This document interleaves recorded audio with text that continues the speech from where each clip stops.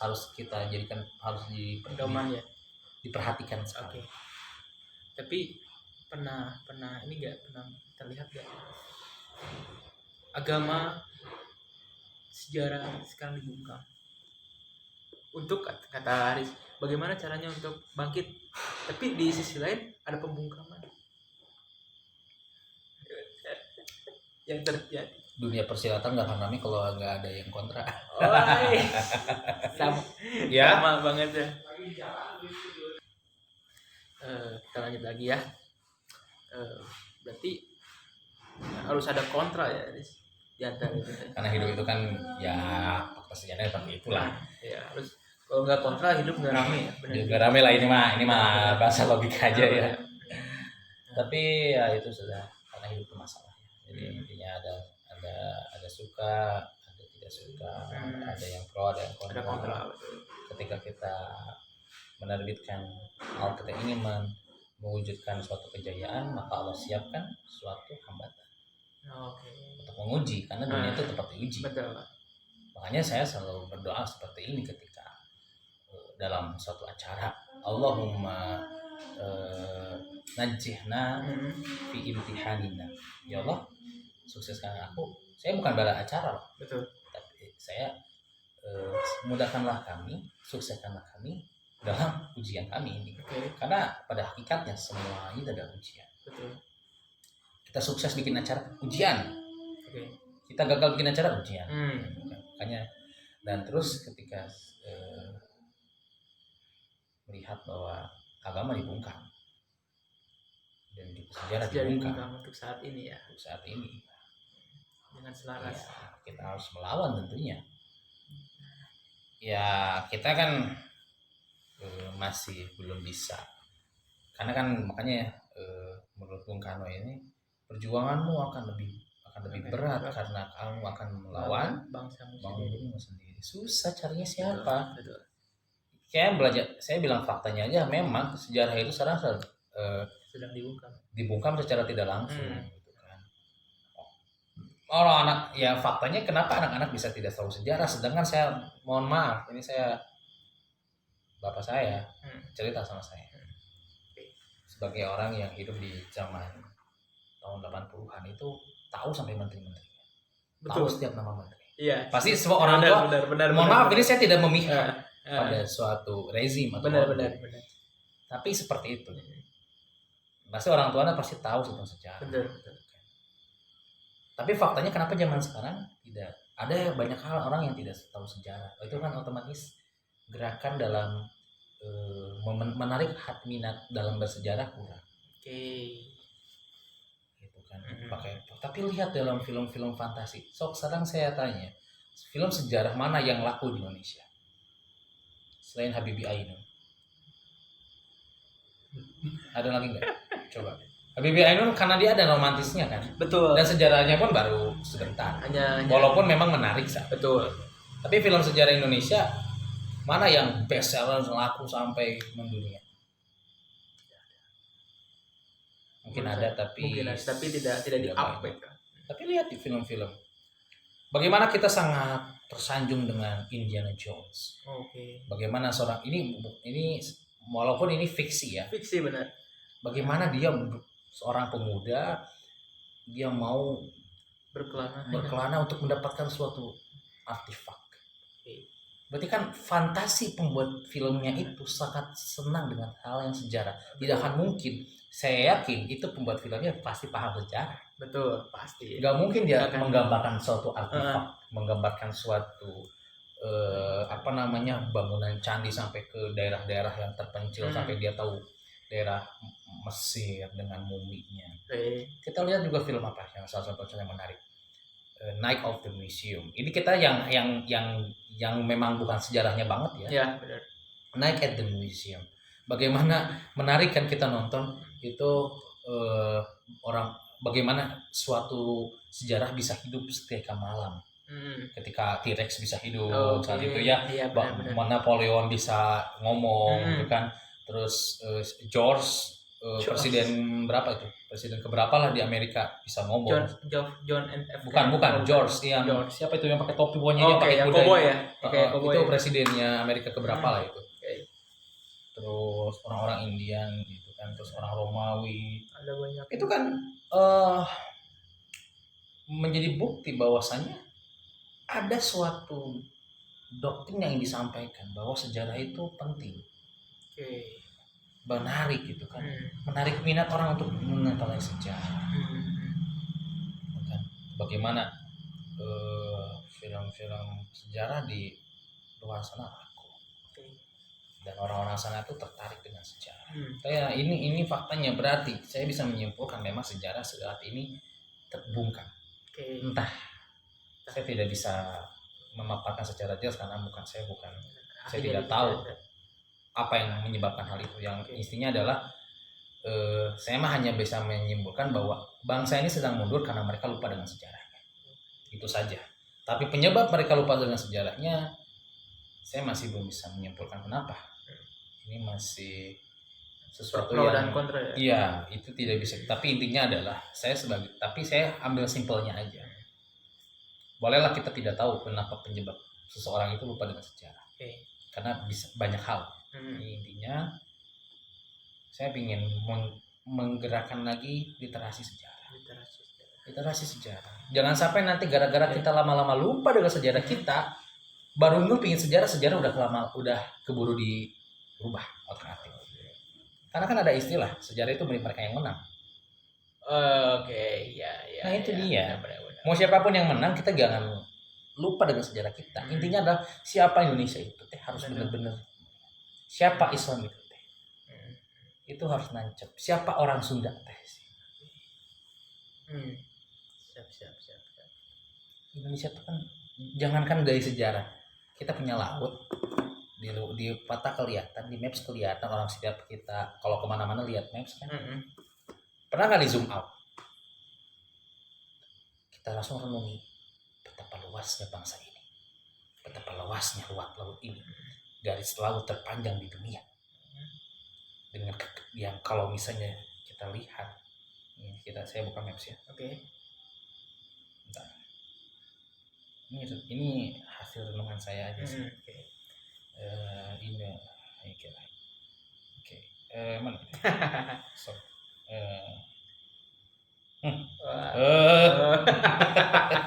lem biru. Tenang.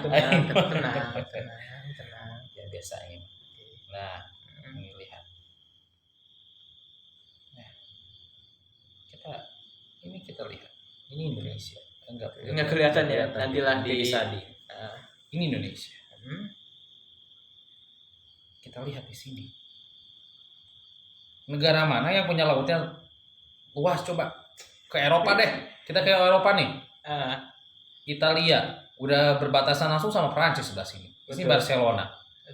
Lah kita di sini di Indonesia, di sini ada Singapura, di sini ada Kalimantan. Kalau tadi kita bandingkan sama Yunani, seberangnya udah Libya. Italia seberangnya udah Tunisia. Seberangnya udah Kroasia. Lah kita Indonesia beda pulau, seberang masih Indonesia lagi.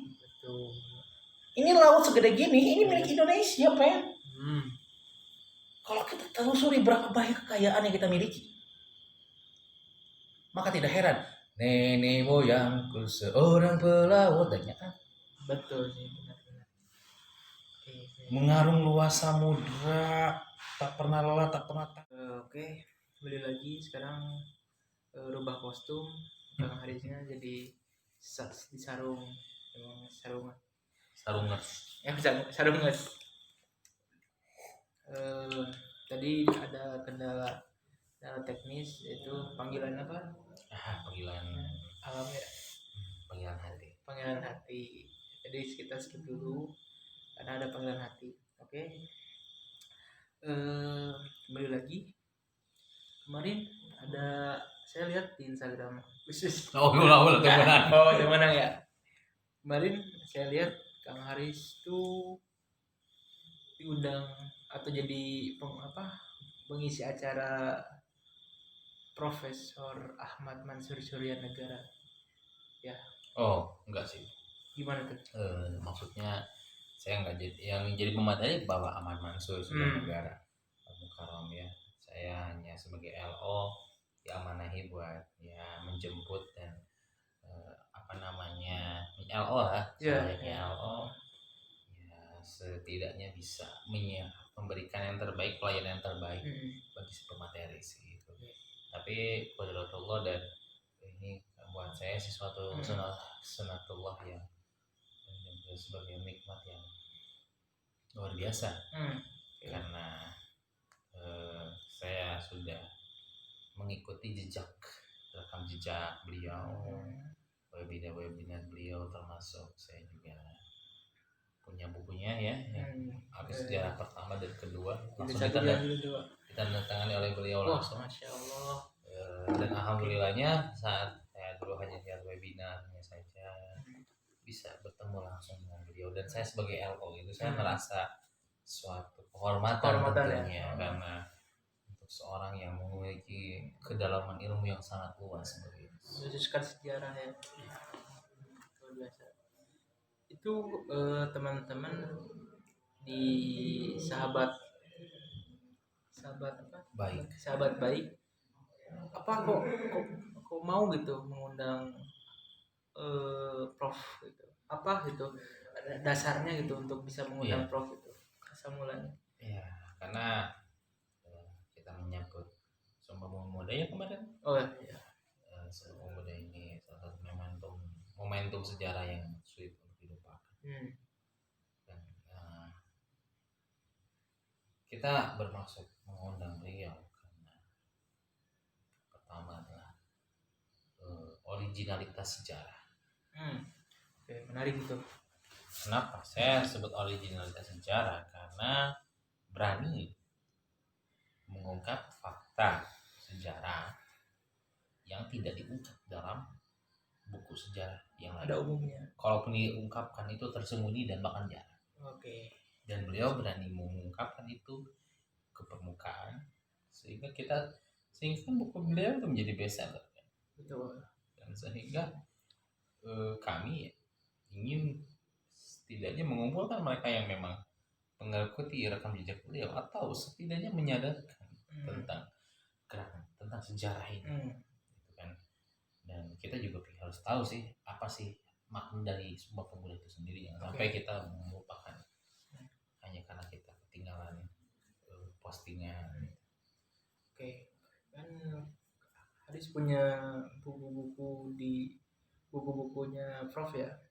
Dari jilid 1 sampai jilid 2. Apa yang bisa Kang Haris dapatkan di buku itu? Apa yang dirasakan, apa yang didapatkan oleh Kang Haris itu? Islam itu kuat. Indonesia itu hebat.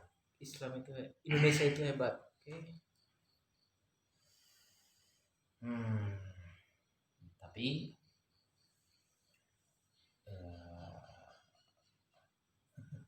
banyak orang-orang terlaknat akhirnya masa tidak mati. Enggak kayak gitu.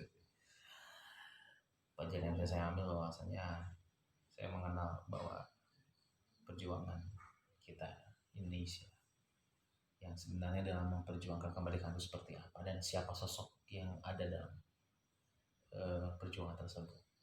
Dan mengungkap sejarah seperti yang kita tahu tentang Budi Utomo, itu diungkap siapa Budi Utomo sebenarnya, siapa Haji Umar Said Cokroaminoto itu siapa, dan siapa itu PKI yang sekarang kita sedang hangat-hangat ngomongin tentang PKI itu siapa. Dan intinya adalah bahwa ketika saat ini kita berada di masa deislamisasi. Deislamisasi itu itu tidak kan, jadi ada yang namanya gerakan pentiadaan nilai agama.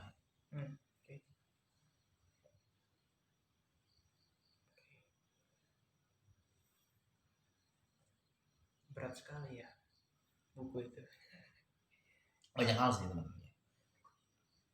Ya, dan di islamisasi saat ini kan kita terasa bahwasanya bagaimana sekarang kampus-kampus itu lebih banyak mengangkat nama Universitas Pajajaran, Universitas Pasundan, Universitas Gajah Mada. Oke. Bukan saya menyalahkan, Tidak.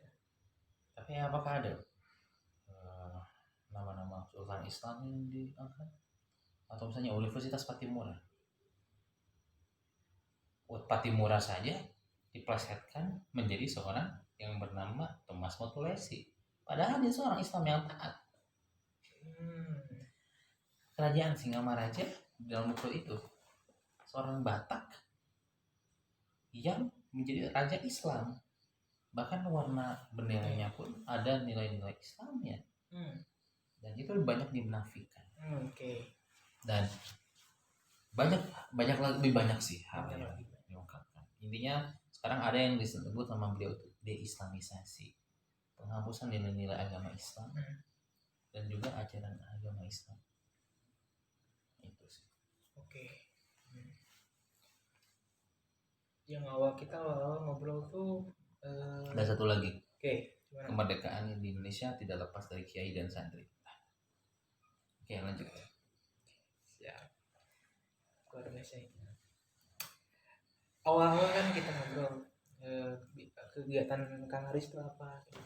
Salah satunya kan bisnis ya. Belajar bisnis. Belajar bisnis apa Kang sekarang? Saya belajar bisnis kopi sih. Kopi. Ya. Gimana tuh kopinya? Kopi saya jualan green bean roast bean. Saya bukan seorang petani gitu kan, otomatis kan ya. Okay. Saya tidak punya akses terlebih dahulu awalnya. Saya jualan dari petani, jual ke kafe-kafe iseng-iseng berhadiah, lama-lama terjun, mengenal sampai seduhannya seperti apa. Sampai sekarang saya belajar untuk memproses penjemuran. Gitu. Ya. Kenapa Kang Haris mau terjun ke bisnis kopi? Kan banyak anak-anak muda sekarang bisnis selain kopi itu. Kenapa pengen gitu kopi aja lah gitu, asal mulanya gitu? Sebenarnya karena saya tertarik saat itu dan saya sudah memulai. Dan kalau saya mengakhiri, berarti saya menyia-nyiakan langkah-langkah saya sebelumnya. Jadi saat itu saya baru pandangan bahwa jadi easy going, ya saya harus keep fighting. Oke. Tapi lama kelamaan saya menemukan banyak hal tentang kopi yang tidak saya sebelumnya. Oke. Luar biasa ya. Saya lihat juga Kang Haris di kesempatan saya lihat di Instagramnya Kang Haris tuh podcast sama radio. Luar biasa ya. Diundang sama radio, menjadi bawahnya tuh temanya pembisnis pemuda gimana temanya? Ya, itu membiasa clickbait lah. Oh, tapi gak akan mungkin gitu. Ya. Diundang radio tuh salah satu berlatar belakang karena saya sebagai seorang pemuda yang punya suatu usaha dan karena saya juga masih mahasiswa. Okay. Ingin meliput, ingin tahu, dan akhirnya lebih banyak membicarain tentang kopi. Tentang diri pribadi saya dengan usaha saya saat itu malah lebih banyak mengungkap tentang kopi seperti apa selama 60 menit itu. Oke, saya paham.